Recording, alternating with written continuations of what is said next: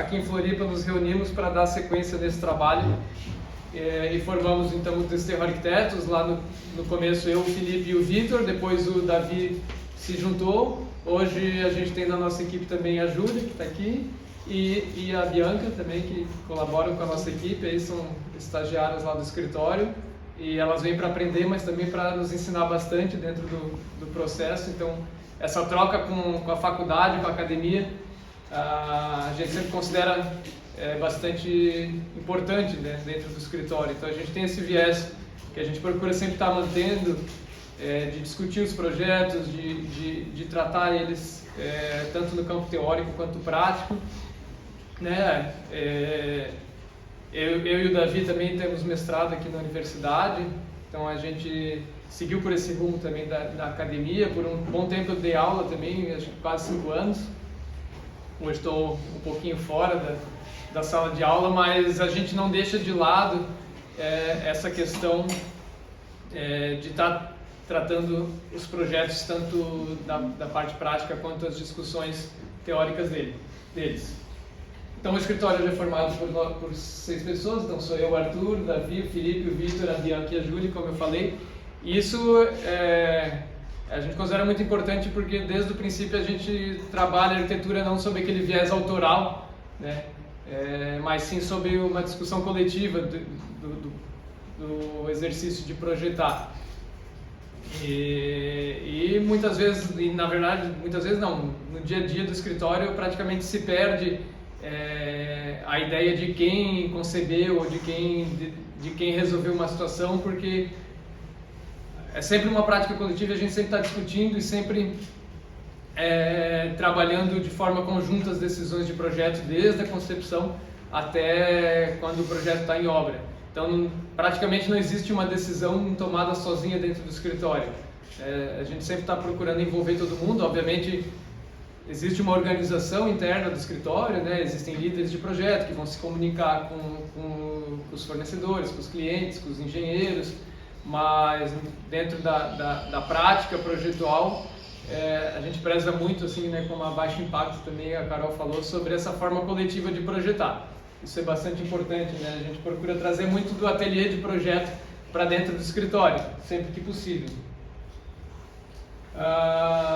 Então hoje dentro do escritório a gente tem atendido aí clientes Brasil afora. A própria pandemia acabou permitindo um pouco disso, né, com cada vez mais a cultura de trabalhar online. Isso foi um desafio no exercício de projetar, porque ele é um processo muito presencial e de troca entre as pessoas, né? Mas a gente conseguiu criar aí algumas maneiras, algumas dinâmicas, até no período que a gente estava trabalhando aí offline, de organizar isso.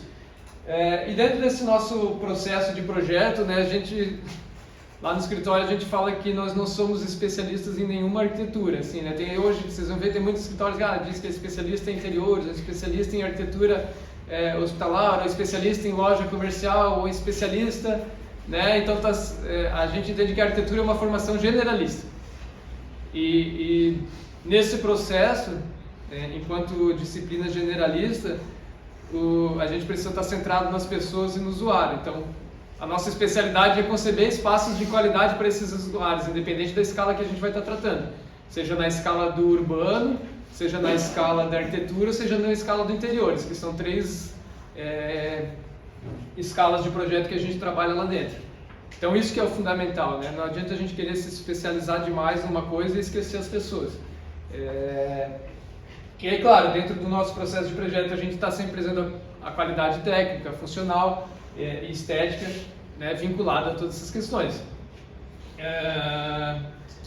O que tem nos oportunizado também em termos de método de projeto é não enrijecer em função de tecnologias que vêm aí, né? Softwares, né? A gente vive uma era de Revit, ArchiCAD, etc e tal, né? SketchUp, XYZ. Então a gente tem procurado sempre não enrijecer os processos de projeto vinculados a software também, e sim pensar métodos e processos e que eles estão sendo aí disponibilizados para a gente como ferramentas que são fundamentais e nos auxiliam nesse processo de projetar, né?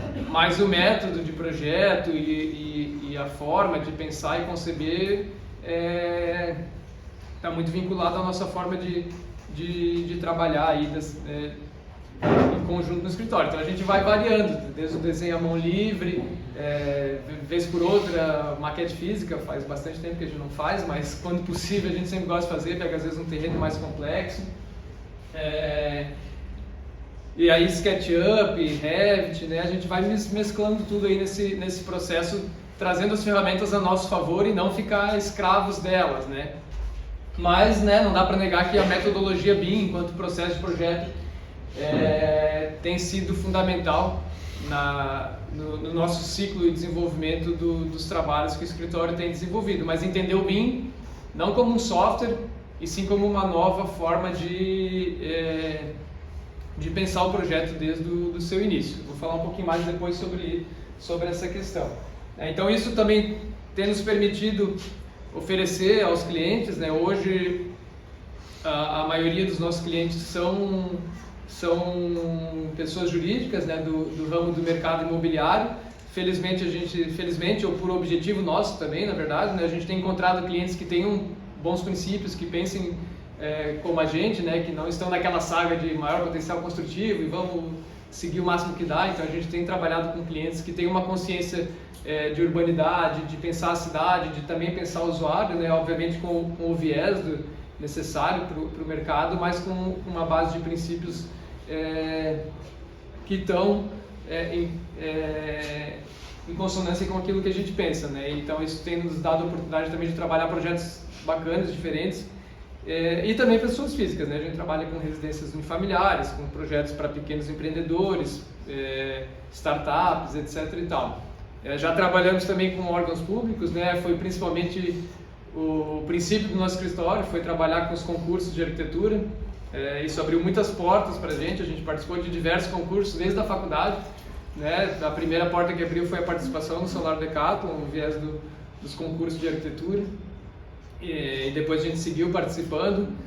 Nenhum dos membros do escritório são da mesma turma da faculdade, cada um é de uma turma diferente, mas o que nos juntou foi justamente esse viés aí de estar participando de concursos, dos ateliês, da semana acadêmica. Então a gente, todo mundo de um semestre diferente, mas a gente sempre estava envolvido aí nas atividades. Então a gente sempre incentiva aí as turmas de participarem dos concursos, de estarem envolvidos, porque realmente é bastante bacana e abre oportunidades. Então a gente conseguiu estabelecer o escritório por ter ganho um concurso de arquitetura, logo que a gente decidiu topar esse desafio de ter um escritório próprio lá em 2015,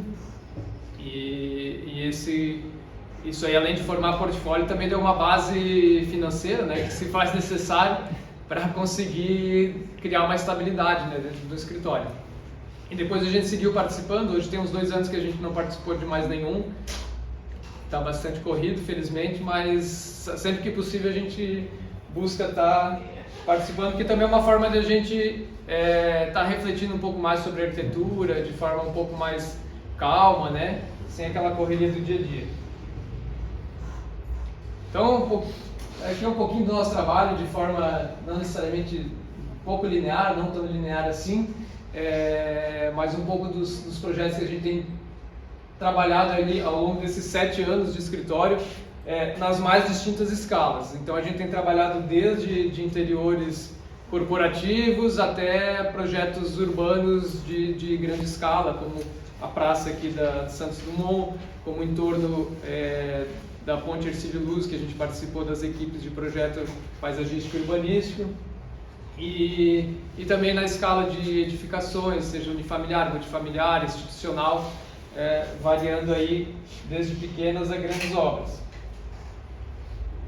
Então essas são as 3 principais frentes que o nosso escritório trabalha, né? Sempre, como eu falei, sempre centrado no usuário. Então trabalhando em arquitetura residencial, comercial, institucional, residencial seja multifamiliar, unifamiliar, a parte de hotel, urbanismo, então a parte de espaços públicos e desenho urbano, né? E interiores, a gente trabalha bastante com residencial multifamiliar, que é trabalhar com a parte de áreas comuns, de empreendimentos, etc. E também a parte corporativa. Então vou passar rapidamente um pouquinho desses trabalhos que a gente tem desenvolvido aí em diferentes cidades, um pouco de residência multifamiliar. Esse ali, primeiro foi um concurso que a gente participou, não ganhou, a gente mais perdeu concurso do que ganhou, né? A gente ganhou 2 concursos, mas a gente deve ter perdido uns 8, 9 ou 10 para ter ganho os 2, então isso é importante, o aprendizado que a gente tem nesses concursos. Alguns a gente teve menção rosa, outros quase chegou lá, mas isso é bastante legal porque a gente vai aprendendo e vai sabendo o que melhorar para o próximo e como qualificar a nossa arquitetura, né? Vai lendo as atas, vai procurando entender o que o júri compreendeu daquilo que a gente propôs, o que deu certo, o que deu errado, né? E aí começar a trazer essas soluções também para os projetos que a gente está propondo e que vão ser desenvolvidos aí nas nossas cidades, né? Mesmo que lá no campo, né, o concurso é uma maneira de a gente trabalhar muito o campo teórico e pensar soluções que ainda não tenham sido desenvolvidas e como trazer aquilo de fato para a prática, né? Então esse concurso, por exemplo, a gente trabalhou todo com alvenaria estrutural e hoje a gente tem a oportunidade de estar desenvolvendo aí cerca de 4 ou 5 empreendimentos já em alvenaria estrutural, que é um processo de projeto de obra bastante interessante, de redução de resíduos em canteiro, de racionalização da obra, né, de desperdício. Esse aqui é um exemplo que está quase sendo inaugurado, esse segundo aqui. Depois mais alguns empreendimentos multifamiliares, aqui embaixo os parksides, que eu vou falar depois no final, né, que são as obras em wood frame que a gente tem trabalhado. Mais um parkside ali, que esse já está executado, mais algumas outras obras multifamiliares, algumas foram para frente, outras não, algumas estão em prefeitura.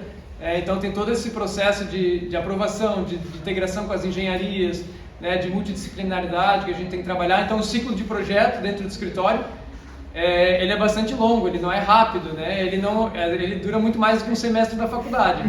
Tá? Então a gente tem projetos aqui que estão aqui, que está desde 2019, 2020, 2021 no escritório e que ainda não começou a obra, porque às vezes tem questão de terreno do cliente que está em inventário e precisa finalizar de resolver para conseguir aprovar e tirar o alvará, ou tem questão de engenharia que se decidiu resolver e voltou atrás, ou questão, né, no mercado imobiliário, às vezes com a pandemia mesmo mudou muito a questão da forma de habitar e de como trabalhar isso com o usuário. Então esse ciclo de projeto ele é muito mais complexo do que o semestre da faculdade e às vezes ele é mais rápido. Quando a gente fala de casas, né, para pessoas, né, a gente trabalha também com os projetos unifamiliares, assim como a baixo impacto, né, é uma arquitetura diferente da forma que a baixo impacto trabalha, mas também sempre pensando de focar nas questões do usuário, insolação, ventilação, isso é intrínseco, né, à boa arquitetura, né, questão dos materiais, como abordar isso, né. Ele não é dessa forma artesanal, né, e tão pensado em loco, né, são outras metodologias construtivas, mas a gente tem trabalhado bastante as casas unifamiliares e dentro do escritório a gente entende que é um dos projetos mais difíceis que tem, porque a gente está tratando do projeto para o usuário final diretamente e sempre é o sonho da pessoa a casa dela, né? Então a gente não pode errar, assim, entre aspas, né? A gente não pode falhar com aquele cliente porque ele lutou muito para ter aquela casa. Então é um dos projetos que o pessoal acha que fazer casa é fácil, mas não, a gente considera que é o projeto mais difícil dentro do escritório de se fazer, dentre todos os projetos que a gente trabalha. E é um dos processos que a gente se aproxima mais do cliente, do dia a dia dele, da vida dele, da família, de como ele trabalha, de como ele mora, que horário ele chega, que horário ele vai, se tem filho, se não tem, como é que é quase um psicólogo o arquiteto vira, porque é um processo bastante de aproximação mesmo, né? E tem que ser, porque a casa tem que refletir a essência do morador final, né, dele, daquela família, então é bastante difícil, né? Muito mais difícil do que os clientes que a gente cria aqui na faculdade, né, para fazer os projetos. Mas esses são alguns resultados, algumas já estão construídas, essa do meio aqui já está executada, essa aqui já tem algumas que estão precisando fazer foto, ainda estão os renders aqui, as casas já estão executadas. Mas a gente sempre procura trabalhar uma arquitetura bastante autêntica, né, dentro do escritório. A gente não se apega necessariamente a querer criar uma identidade que as nossas casas sejam sempre iguais e repetidas e com as mesmas soluções. A gente sempre busca estar se inovando, claro que dentro de uma linguagem que a gente entenda ser coerente, contemporânea, também pensada com os materiais que estão disponíveis, né? A questão da estrutura, principalmente, a gente preza muito, né? Um sistema construtivo que seja de fato inteligente, pensado para o terreno, né? Então aqui a gente tem alguns terrenos planos, esse aqui é um terreno do meio bastante declive, esse aqui também tem leve declive, então a gente está sempre pensando nessa inserção do entorno, etc., que é realmente intrínseco ao processo de projetar. Algumas casas que são para o mercado imobiliário, como essa do meio aqui, que são casas geminadas, né? Mas com a ideia de quebrar um pouco aquele paradigma de casinha geminada repetidinha, né? Que seja sempre igual, que tu tenha uma casa espelho da outra, né? Então, mesmo essas casas aqui de cima, que elas são geminadas, né? A gente procura criar um conjunto, trazer uma linguagem de uma casa um pouco mais, não aquela replicação, né? Que se copia uma da outra. Algumas casas em áreas de sítio também, área de rancho, a Cabana Solena, que já está executada, essa outra casa que também é executada, como esse aqui no João Paulo, que é um edifício corporativo. Aqui era um objeto bastante interessante que a gente trabalhou para a Prefeitura de Balneário Camboriú, em conjunto com a gestão de resíduos, e infelizmente não foi para frente. Era uma central de resíduos sólidos para uma cooperativa, para mais de uma cooperativa de catadores.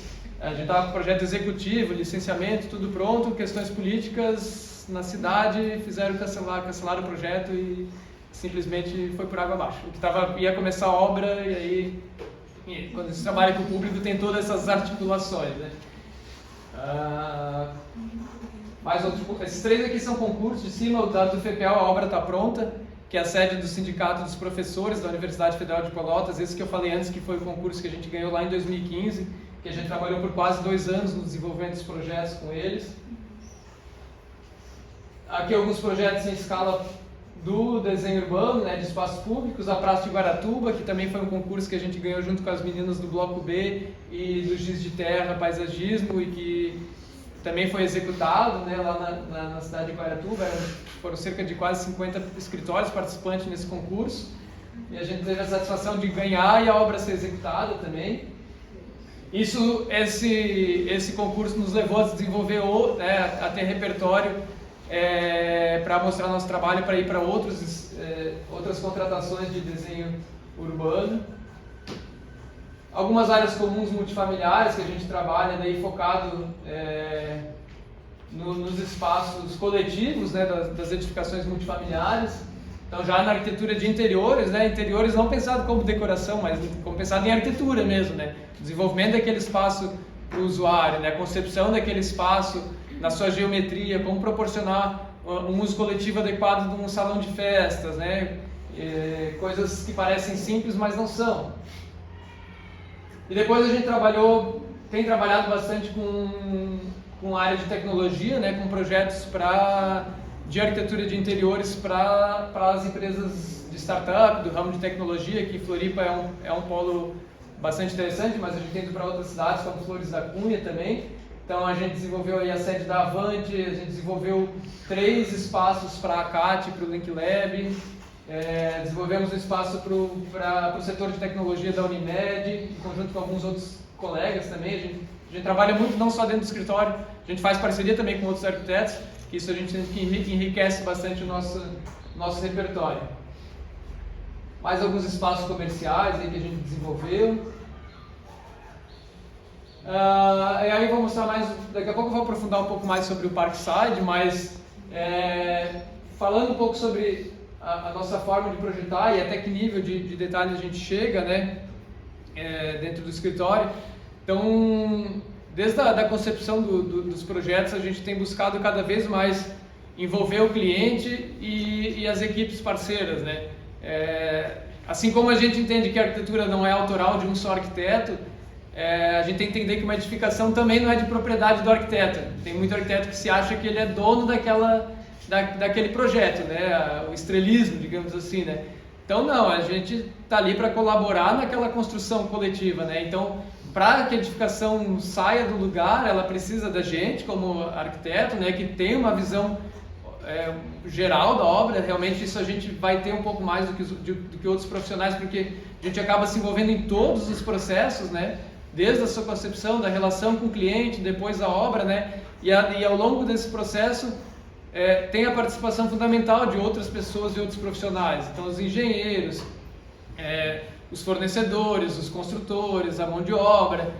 Então dentro do escritório a gente está e existe obviamente hoje em dia uma separação cada vez maior entre desenho e canteiro, né? Isso acaba sendo intrínseco da situação atual, do modo de construir que se desenvolveu ao longo dos tempos, né? Mas o que a gente tem buscado dentro do escritório é como aproximar ou reaproximar essa relação entre canteiro e desenho, né? Antigamente estava muito envolvido ao saber, né, dos artesãos, etc. E hoje fica muito mais na mão dos arquitetos e engenheiros em querer editar como as coisas acontecem, mas a gente sempre está fazendo, a gente não faz gerenciamento de obra lá no escritório, a gente não faz a gestão de obras, mas a gente faz acompanhamento. Então a gente sempre está indo nas obras dos nossos clientes, dos parceiros, para entender como as coisas estão sendo feitas e como incorporar aquilo também no desenho, como trazer as soluções para o desenho e como representar isso da forma mais didática possível para que seja compreendido na obra aquilo que a gente quis conceber, tanto nós quanto as equipes de engenharia, né? Então isso é o grande desafio. A plataforma BIM, os softwares, os processos têm ajudado bastante nesse processo, em termos tanto de solução quanto de representação, de compatibilização, integração entre os projetos, né? Trabalhar de forma integrada, isso é fundamental. E quando a gente fala trabalhar de forma integrada, buscar de ponta a ponta, né? Tentando saber até quem vai executar, seja uma mão de obra mais convencional, tradicional, com o seu mestre de obras, quem vai tocar lá, quanto as obras mais industrializadas que a gente vai mostrar um pouco aqui. Então isso não pode ser deixado de lado. Então, no começo do projeto a gente já busca trazer toda a turma, desde quando está trabalhando no estudo preliminar, a gente já está procurando que os engenheiros desenvolvam os estudos preliminares deles também, com pré-dimensionamentos, com participação, com pensamento de soluções conjuntas no projeto, né? Seja tanto para uma casa quanto para edifícios mais complexos. Então, com isso a gente tem criado um processo não tão linear de projeto, né? Em que as pessoas vão entrando passo a passo e só enxertando coisas aleatoriamente, mas sim que as soluções sejam bastante discutidas, deliberadas e pensadas de forma entre todas as equipes que participam.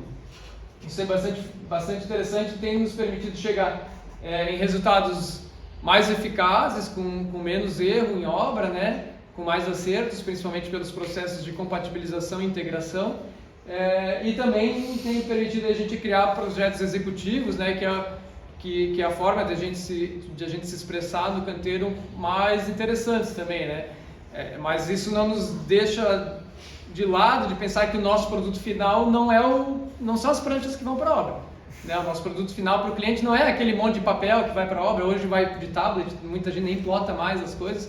Tem cliente nosso que está na obra só com tablet, e tem uns mestres de obra que olham só no celular as pranchas. Às vezes a gente quer matar eles, a gente faz as pranchas grandes lá, manda plotar, os cadernos estão limpinhos e eles estão olhando lá no celular, porque hoje em dia eles querem saber da tecnologia também. Então a gente está pensando também de que forma envolver eles, né, dentro do possível dessas tecnologias, mas o produto final nosso é a obra executada, né, não é a prancha. Nosso produto final enquanto arquiteto, enquanto as equipes de engenharia e tudo mais, se a gente ficar pensando que o nosso produto final para o cliente é o papel, eu vou entregar para ele e depois lá sabe-se lá o que vai acontecer. Então a gente tem que estar preocupado com todo esse processo aí. Tá? Então veja aqui um exemplo simples que a gente faz. Hoje como é que a gente representa as esquadrias em obra? Antes tu tinha um monte de detalhamentos em 2D, corte, vista, fachada. Os fornecedores, hoje a gente tem enviado para eles os bonecos, os gráficos na terceira dimensão do BIM, com os detalhamentos ampliados em 3D, é muito mais fácil de compreender. Todos eles agradecem, nossa, que fácil de compreender como é que é o desenho da tua esquadria, né? Um exemplo simples, né, de como a gente extrai isso do BIM. Aí tu vai estar extraindo ali, tu vai estar concebendo um modelo com informação que está integrado com outras disciplinas, que está compatibilizado, que está discutido, né? E aí a gente tem procurado se apropriar das ferramentas a nosso favor, né? A gente busca trabalhar e detalhar o máximo espaços possíveis dentro do projeto, né? Então, não deixar nenhuma informação de lado, né? É fundamental. Então, aqui um detalhamento de piscina, né? A gente busca usar toda a forma tridimensional para representar todas essas nuances, né? Guarda-corpo, etc. Enfim, quanto mais a gente se apropriar das ferramentas, né? Não ser escravos delas e achar que elas vão resolver a nossa vida, mas sim se apropriar positivamente delas, melhor. Tá? Então aqui um exemplo simples, né, de uma obra, o modelo em BIM já compatibilizado, final, etc. E o resultado final da obra acima, né? Então, quando a gente está pensando no projeto modelado e modelado não aleatoriamente, né? Quando a gente fala em modelagem, dentro da tridimensionalidade da informática, é pensar na modelagem enquanto soluções, né? E saber aquilo que eu estou modelando, como é que executa. Então a gente está sempre perguntando lá no escritório, sempre se questionando, tá, eu vou fazer isso aqui, mas como é que eu vou executar esse brise? Como é que esse trilho vai estar na fachada? Vai estar embutido no concreto? Então a gente já tem que deixar no detalhe lá indicado que eu preciso deixar um negativo naquela marquise para receber o trilho. Não, vai ser um trilho aparente. Como é que vai aparecer na fachada esse trilho, né? Então, se eu estou botando um painel lá, um brise, que vai favorecer a proteção para aquela fachada oeste, né, que está pensado em conjunto com as soluções de insolação, de orientação solar, eu tenho que estar pensando como é que ele vai funcionar, né? Porque senão vai chegar depois lá na obra e eu não vou conseguir encaixar ele. Então, quando a gente fala em modelagem tridimensional, em plataforma BIM, seja Revit, ArchiCAD ou qualquer outra plataforma, é pensar na solução e na forma como se executa, né? Se a gente desenha uma coisa que a gente não sabe como executa, na obra vai dar problema, né? Então a gente tem que estar sempre pensando como é que executa lá um brise articulado, painel camarão, de que forma eles se encontram, né? De que forma, às vezes a gente chama um fornecedor para conversar, né? Como tu executa? Porque tem fornecedor que executa aquilo da forma X e tem fornecedor que executa da forma Y. Então a gente procura entender como é que o fornecedor daquele cliente vai trabalhar, né? Sempre que possível. Então, mais alguns exemplos, aqui um caso unifamiliar, né? Essa casa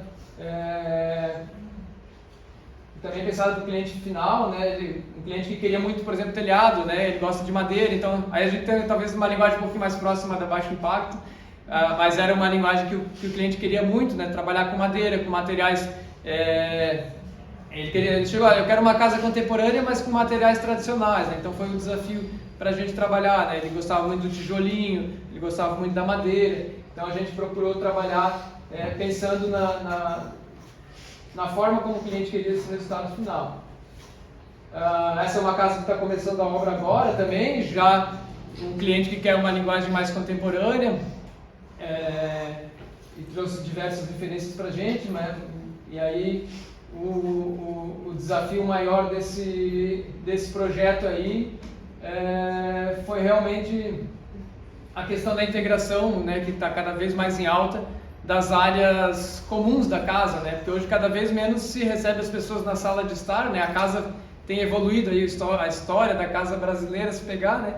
Hoje se vive muito mais na cozinha, nas áreas de integração e áreas de festa, do que nas áreas de estar, de visita, etc., né? Então, o grande desafio foi a orientação solar desse terreno, a disposição dele com piscina, integração de áreas comuns em relação à privacidade que tinha do local, né? Então a Carol falou antes em privacidade, então a privacidade nesses casos era um pouco oposta à melhor orientação. Então como dispor a piscina com a melhor integração com as áreas comuns? Então foi testado várias possibilidades de disposição dos zoneamentos da casa até chegar no resultado final.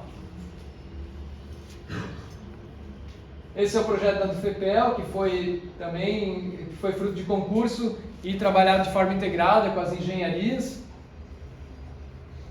Esse é um projeto corporativo em Flores da Cunha, que também foi trabalhado, são 4 pavimentos corporativos, trabalhado de forma integrada também com as engenharias. É um projeto de arquitetura de interiores, mas 100% integrado com disciplinas de engenharia e trabalhado em BIM, né? Então os projetos de interiores, hoje a gente também trabalha eles em BIM no escritório, e quando fala em BIM não é que eu necessariamente trabalho eles 100% no Revit, em BIM em termos de processo de projeto. Então esse projeto aqui, toda a parte civil de obra foi desenvolvida no Revit, e toda a parte de marcenarias foi desenvolvida no SketchUp.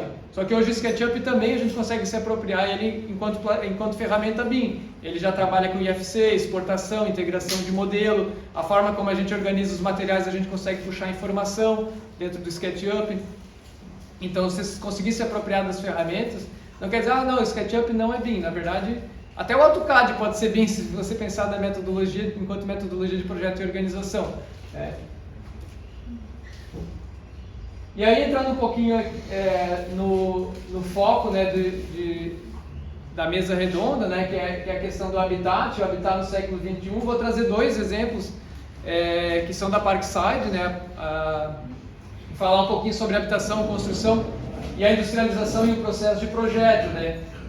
Então, diferente da Carol, falou um pouco sobre o modo artesanal de produzir, né, lá no canteiro, trabalhando muito próximo dos materiais, a escolha muito peculiar, de ir lá escolher, né, acho que é um processo de estrutura, né. Aqui a gente está falando de um processo no Parkside exclusivamente, né, que a gente já está no segundo projeto dessa metodologia com eles, que é 90% industrializado. Então,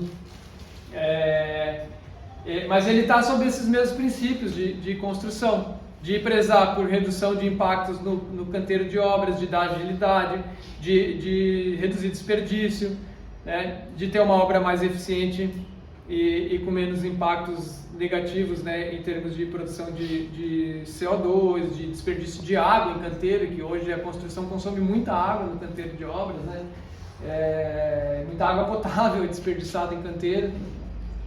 Então, quando a gente trabalha esse processo industrial, ele foge totalmente daquela forma tradicional de projetar, seja a forma que a Carol projeta ou seja a forma que o Desterro projeta, né? E a gente tem buscado aprender de que forma a gente consegue agregar esses métodos de projeto mesmo nas formas mais convencionais. O que de positivo a gente consegue trazer para os processos mais convencionais de projeto, né? Então a gente aprende aqui na faculdade, né, que tem as condicionantes, tem o programa, o briefing com o cliente, a configuração do terreno, a legislação urbanística, todos são XYZ de condicionantes que a gente tem que trazer para o projeto, né? Depois a gente vai para o estudo de viabilidade preliminar, projeto de prefeitura, de projeto, aí vão entrar as engenharias, né, que não deveria ser, projeto executivo, o pessoal chama de projetos complementares. Para mim, a gente bota de propósito aqui, mas para mim não tem nada de complementares, porque as engenharias são projetos de engenharia, eles não são complementares aos projetos de arquitetura, eles são tão essenciais quanto. Esse termo para mim é um tanto quanto equivocado, chamar de projetos complementares. O projeto é um todo, é um só, e a arquitetura é um deles. E aí os projetos executivos, aí depois vai para a obra, e quem vai para a obra às vezes não participou desse projeto e por aí vai.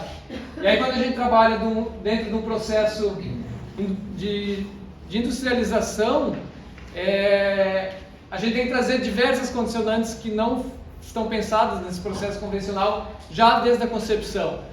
Então todos aqueles que a gente falou antes, mas o pessoal da engenharia já tem que estar trabalhando junto, tem que estar pensando em modulação, em pré-fabricação, em transporte, né, e em montagem em obra. Então ele é um processo de projeto multidisciplinar, cíclico e muito mais ágil.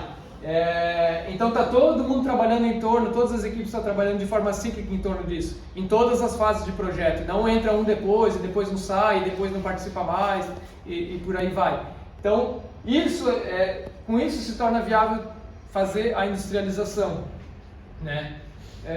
E aí então o Parkside é um exemplo prático disso. A gente trabalhou com um projeto, eu vou mostrar os dois aqui agora, que são em wood frame, né? O wood frame é um sistema de estrutural, né? Sistema construtivo, que ele é autoportante, né? Os painéis de madeira, né? Os quadros, eles são autoportantes, então ele bastante convencional nos Estados Unidos e começando aqui no Brasil. Hoje a gente tem só esses dois projetos em wood frame construídos dessa forma industrializada aqui em Florianópolis. Existem outras pessoas que já estão trabalhando com wood frame, né, ainda de forma um pouco em menor escala, né, a industrialização em menor escala, mas esses dois projetos eles são em maior escala e eles são produzidos pela Tec Verde, que é a única indústria no Brasil hoje que faz wood frame em larga escala, que fica em Curitiba. Então todos os painéis são montados em Curitiba, e são trazidos para, são montados, não, são produzidos em Curitiba e são trazidos para cá para serem montados. Então é um processo muito similar ao que a gente trabalhou lá no Solar Decathlon 10, 12 anos atrás.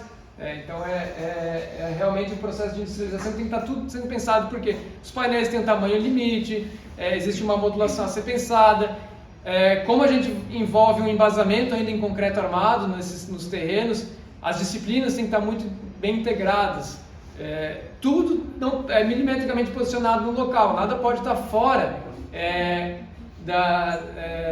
da sua posição, porque quando, a partir do momento que você produziu lá na fábrica, quando chega no canteiro não tem espaço para ajuste, que nem quando a gente está construindo com tijolo, né? Que vai lá, rasga o tijolo, passa o cano aqui, não, puxa o cano para o lado, não, puxa esse cano para cá, não, vou resolver isso em obra lá, depois resolve, não precisa desenhar. Não tem margem para isso aqui, a margem é de meio centímetro aqui, para menos. Então, e aí quando a gente trabalha aqui, por exemplo, como o Parkside Carvoeira, que a gente tem um embasamento de concreto, o projeto de concreto tem que estar milimetricamente compatibilizado com esse projeto industrial. Então a gente produz os projetos de arquitetura, engenharia de forma compatibilizada, integrada desde o princípio, aprova, vai para a prefeitura, faz os pré-executivos, executivos, e depois que está tudo pronto, ainda é feito o projeto de industrialização. Então nossos projetos são absorvidos pelo pessoal da Tec Verde, e aí eles vão ser produzidos para industrialização, eles vão fazer a formatação deles para painelizar, para produzir, para executar. Então o primeiro caso foi lá no Sapiens Park, onde a gente tinha um edifício de 2 pavimentos, cerca de 900 metros quadrados e 35 apartamentos, né? O resultado final que se buscava e se almejava era esse aqui. Eu vou passar uns 10 minutinhos do meu tempo, tá? Estou controlando aqui ele. Eu falei que eu falava demais. Então o resultado final que se almeja é esse aqui. Esse aqui é a construção dentro da plataforma BIM, toda compatibilizada e pensada na sua forma final, né? Então como é que a gente traz isso para a vida real? É através da integração das equipes e estar pensando esse processo de projeto em conjunto, né? Então quando a gente está pensando lá no terreno, como é que vai se inserir no terreno, como é que vai pensar as condicionantes, por mais que ele seja industrializado, a gente não pode ir relevar essas questões, né? De pensar no usuário, de pensar na melhor orientação, de pensar nos melhores se apropriar dos melhores ventos, ventilação cruzada, etc. e tal. Então por isso que eu falei antes que o nosso processo é um pouco diferente do da Carol, em termos de método e de resultado final, mas os princípios são os mesmos. Tem coisas que são intrínsecas à arquitetura e que não são deixadas de lado. Então a gente está pensando no terreno relacionado a todas essas questões e também então a montagem. Então esses painéis vão vir prontos de fábrica e vão ser colocados aqui, por exemplo,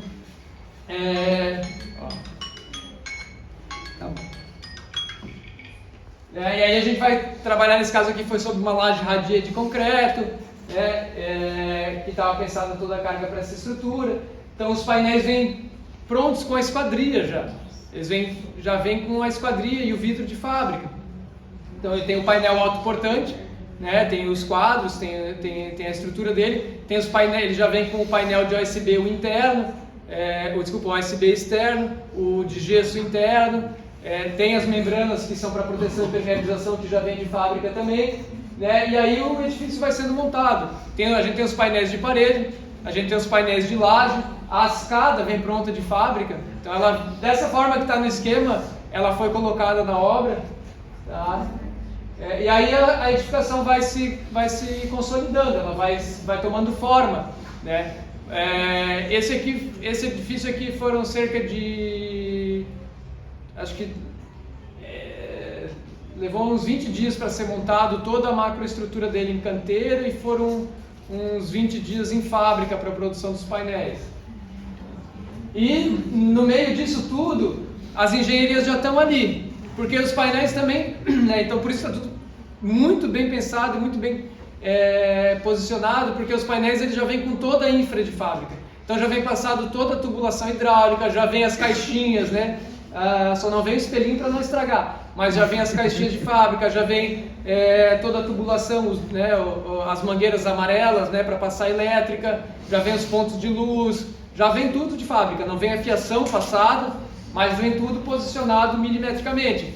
Então a arquitetura também é responsável por isso, porque lá no escritório a gente que faz a concepção de pontos elétricos, hidráulicos, a gente posiciona eles da melhor forma, vinculado ao layout, ao espaço usuário, e as engenharias vão vir e dar a contribuição delas no sentido de pensar o sistema, de ajustar, e depois vai para modular isso na fábrica. Então, isso vem tudo posicionado e está integrado no projeto. E aí depois é feita a vedação final, porque o sistema de cobertura também vem painelizado pronto de fábrica. Tanto a estrutura, vem as tesouras, etc. e tal, né? Já vem as placas de cobertura, vem todas elas moduladas de fábrica também. E aí nesse caso os acabamentos de fachada, internos, etc. são feitos em loco. Existe a possibilidade também de vir pronto de fábrica isso. Esse aqui a gente fala que a construção é painelizada, né? Então vem tudo em 2D, que são os painéis de parede e laje que vem de fábrica. Mas existe também a possibilidade, a própria Tecverde faz, de trazer o módulo pronto, por exemplo, o módulo de um estúdio. Esse projeto aqui a gente está falando de estúdios, né, que é voltado principalmente para público jovem, vocês, por exemplo, né, voltado para estudantes, para recém-formados, pessoal que trabalha nas empresas de tecnologia lá no Sapiens Park. Então é uma moradia que não é uma moradia definitiva, né, não visa um público-alvo final de moradia definitiva, e sim curta temporada, ou 6 meses, 1 ano, executivos que vêm trabalhar no Sapiens. Então poderia vir um módulo pronto do estúdio, só que o custo ainda é muito elevado para uma produção em menor escala sim, ele só passa a valer a pena quando produz em maior escala. E aí então os projetos de engenharia, cálculos de esforço, simulações de questões térmicas, né? Então todo o projeto estrutural aqui painelizado, que está integrado no modelo BIM e compatibilizado nos nossos projetos. E aí a fábrica da Tecverde, onde isso é produzido. Então a gente está lá na fábrica, cerca de 10, 15, 20 dias produzindo esses painéis. E o mais interessante o que é? A gente tem um ciclo de projeto mais longo do que o comum para ter menos tempo em obra. Então essa é uma cultura que ainda é muito difícil de mudar no nosso país. Então nesses dois casos a gente tem um ciclo de projeto mais longo realmente, se investe muito mais tempo no pensar do projeto, das soluções, em ter a melhor solução possível para que a obra seja desenvolvida o mais rápido possível. O custo da obra é mais caro ainda? Mas para a Parkside faz muito sentido porque eles operam os empreendimentos. Então eles têm a obra pronta 6, 10 meses, 15 meses antes do que uma obra convencional. Então eles estão operando antes e já estão tendo retorno antes do que se fosse uma obra comum. Então lá na fábrica eles estão produzindo isso tudo e muitas vezes quando eles estão produzindo isso lá, eles estão lá na penúltima semana, eles começam a antepenúltima semana do que precisa vir para a obra. E 2 meses antes começou a preparação convencional do canteiro. Então, quando o canteiro está quase pronto para receber, que daí eles começam a produzir, porque eles não têm muito espaço para estocar, por exemplo. Então, aqui no Carvoeira foram cerca de 2 meses e meio, quase 3 meses de preparação do canteiro, né, porque era um terreno em declive, subsolo, cortinas, contenções. A obra começou ali em fevereiro, final de fevereiro, começo de março. A Tecverde só começou a produzir os painéis no final de maio, para começar a montar na segunda quinzena de junho aqui. Então, esse processo realmente é muito ágil. Então, porque está sendo pensado em projeto e em obra. Então, ali os painéis já com as membranas impermeáveis, com a esquadrilha, embalados no caminhão, e aí eles vêm para a obra. Então, essa obra do Sapiens, a montagem aí sobre a laje radier, todas essas tubulações que estão para fora aí, estão milimetricamente posicionadas, não pode ter erro na posição delas em obra. O reservatório que foi montado em loco, em concreto. Então aí o posicionamento dos painéis, aí a gente tem a planta baixa do primeiro pavimento. Isso aí foi cerca de 2 dias para montar dessa maneira, para a obra estar assim. Então aquela escada que eu falei para vocês, eu não achei a foto deles içando a escada, mas ela foi posicionada aí daquela maneira que eu mostrei no esquema. Então aqui a gente enxerga os painéis de laje, os painéis de parede, né? Todos estruturantes com barrote de madeira. A laje é uma chapa USB de 1 centímetro, que é estruturada em cima desse barrote, depois vem um contrapiso convencional em cima. Vocês veem ali todas as tubulações passadas, né? Muita gente pergunta, mas pode molhar a madeira nesse meio tempo? Choveu, vai chover em obra? É previsto, ela pode ser molhada, não tem problema, tem tratamento específico, né? Óbvio que o ideal é evitar dias intensos de chuva, como acontece aqui. A obra na Carvoeira atrasou, inclusive, por causa disso. E aí aqui é a obra final, né? Quem passa na frente não diz que é uma obra em wood frame, que é uma obra feita dessa metodologia construtiva, e se você vai dentro também não parece. Mesmo a pessoa vai fazer barulho de madeira, que nem aquelas casas, as casas antigas que tinham assoalho de madeira, né? Não faz. Tem isolamento térmico, acústico, etc. Ele realmente não parece. Então aqui por dentro, né, a parte interna já acabada, os estúdios. E aí, para finalizar, mais 5 minutinhos aqui o Carvoeiro, então, que está aqui do lado de vocês, alguns alunos já foram visitar, vai abrir uma visita sexta-feira, tá? São só 15 vagas, então a Temis depois vai anunciar como é que vai ocorrer as inscrições. Então o desejo final é que a obra fique assim, né? E aí para isso a gente tem as condições de arquitetura, como sempre, né? Os princípios a serem pensados, o terreno que foi um grande desafio. Esse foi o maior desafio desse projeto, porque a gente tinha um desnível um terreno em esquina, com desnível de quase 4 metros. Então como a gente vai implantar um edifício em wood frame numa situação dessa? É óbvio que a gente partiu para um embasamento de subsolo de concreto armado, convencional, com lamelas, com parede de cortina, né? Mas a gente procurou, né, não deixar de lado os princípios de abrir esse edifício para a rua, de estar pensando nessa esquina bastante urbanizada, com áreas semipúblicas. Ele tem uma pequena praça, que é uma gentileza urbana, em que vai poder se apropriar. Então a gente tem um acesso já nesse pavimento da rua principal aqui, que é a rua do binário do Topázio aqui, e a propaganda do binário, o famoso binário. E depois a rua local que sobe, né? E aí então a gente tem um subsolo e um térreo na rua local. Então a gente se apropriou disso porque o wood frame ele também tem uma limitação de 4 pavimentos por questões de prevenção de incêndio. Então a altura máxima são 4 pavimentos, agora passou para 5, que pode ser construído no Brasil por questão de normativa mesmo, NBR, né? Agora conseguiu passar para cima, mas esse aqui, como a gente tem esse embasamento, ele ficou sendo o wood frame mais alto da América Latina, porque a gente tem esse embasamento em concreto, né? Então as lamelas, o subsolo, o pavimento térreo, e aí a montagem, que foi também um desafio, a gente precisava pensar lá já na concepção da obra, onde ia ficar o caminhão em loco, né? Para não atrapalhar o sistema viário local, né, no dia a dia. No fim o caminhão não ficou ali, a gente tinha preciso pensar lá na concepção, ele caberia ali também, mas depois na obra civil, porque o caminhão era um pouquinho maior, ele ficou na parte frontal, vocês vão ver nas fotos depois ali, mas funcionou da mesma maneira.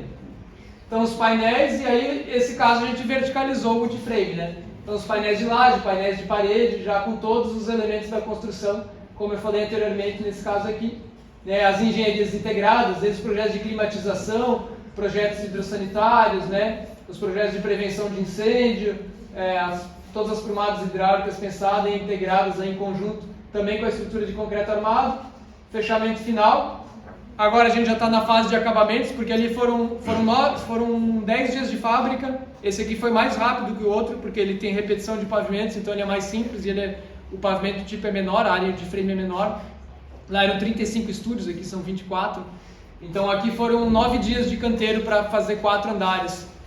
Quem passou ali deve ter visto que era muito rápido. Nós mesmos, a gente foi um dia no canteiro, estava no primeiro andar. No segundo dia a gente foi lá para ver a obra de novo, no final do dia já estava no terceiro.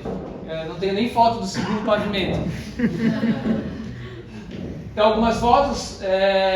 Isso aqui era a laje, né? Uma laje maciça que foi feita também, funcionando como se fosse um radier, né? A mesma lógica, mas é a laje como que eles chamam, que é a fundação do wood frame. Então é bastante ferro, bastante concreto. A gente visitou lá, né? A Júlia estava junto, realmente impressionante a sincronização desses elementos que estão aí, porque eles não podem, né, ter nenhuma movimentação no momento da concretagem. O pessoal da Tec Verde vem inspecionar em loco, eles vêm com ferramentas de medições altamente precisas, inspecionar em loco se tudo isso está posicionado conforme aquilo que vai vir lá da fábrica, porque se não tiver, não vai ser concretado. E durante a concretagem também tem que cuidar muito na vibração do concreto, na forma de espalhar ali.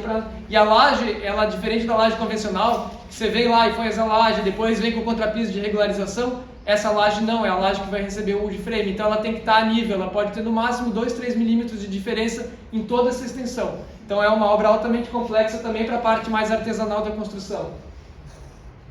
Então eu vejo aqui esses elementos, né? Aqui são as esferas das prumadas, né? As caixas deixadas para ficar os vazios. E aí então a gente começa a ter a montagem dos painéis. Esse era o primeiro dia de montagem. Esse aqui já era o segundo dia que eu falei, que eu cheguei e já estava no terceiro pavimento. Aí um pouquinho por dentro, né, os painéis de banheiro eles são do gesso acartonado aquele verde, que é para áreas úmidas. Então a gente tem aí todas as tubulações passadas, caixinhas, caixas de disjuntores, todas as esferas de ventilação mecânica, de ventilação de esgoto, tudo deixado em loco, né? A escada já pré-fabricada, essa aqui é uma escada de incêndio, então tem todos os pré-requisitos do bombeiro para cumprir. Aqui já a edificação, o seu esqueleto todo montado em 9 dias. Então aí dá para ver bastante a infraestrutura que já vem de fábrica passada, né? Aqui a turma que foi lá visitar, né, no começo da obra, foram 2 turmas aqui que a gente recebeu e vai abrir sexta mais uma. E aí o resultado final que se espera é esse aqui. E a gente imagina que a previsão agora em novembro está pronto esse projeto aí. A área que eu falei para vocês, que é aqui na frente do binário, né? A gente procura sempre trabalhar essa questão da integração da arquitetura, projetos sem muros, sem vedações, né, com áreas mais semipúblicas, com esse gradiente entre público e privado. Isso está sempre nos nossos projetos, sejam casas ou sejam projetos comerciais, institucionais ou multifamiliares. Então, nesse caso aqui ficou essa praça semipública ali no acesso principal, e aí mais um pouquinho de algumas imagens em que a gente se espera que chegue o projeto.